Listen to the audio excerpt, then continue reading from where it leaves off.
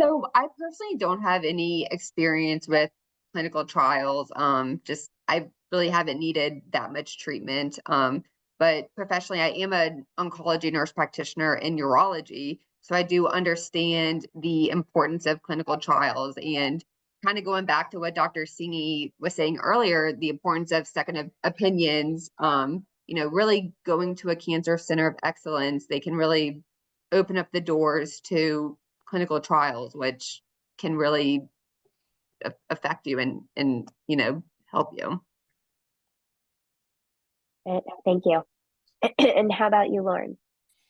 Yeah, so I have gone pretty much the traditional route. I have not been a candidate for clinical trial, but being pretty involved in the young lung cancer community, a number of my, we'll call it peers that we would never want to be peers, but now good friends, right? That are stage 4, that's bodies build resistance, right? Are always looking for the next thing. And I know that they've had really great successes in like staying abreast of the different clinical trials that are coming out and see a lot of hope in that space.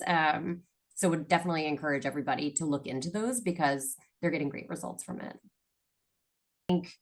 I have felt the low days where I couldn't get out of bed and I looked at my baby and didn't know if I was going to make her second birthday, and we had no idea what my outlook and prognosis was going to look like. I've felt the low like very extremely. But I still hop on a plane anytime I can and fly all over the world with my family. And we did date nights through chemotherapy and like tried to maintain some sense of normalcy because I think one, the numbers, lung or other, are just getting so that I do think normalizing cancer and showing that like, yeah, there's horrible times, but you can have like very normal and long lives. Like I didn't know any of that, right? So when I was diagnosed, it felt like just a death sentence, right?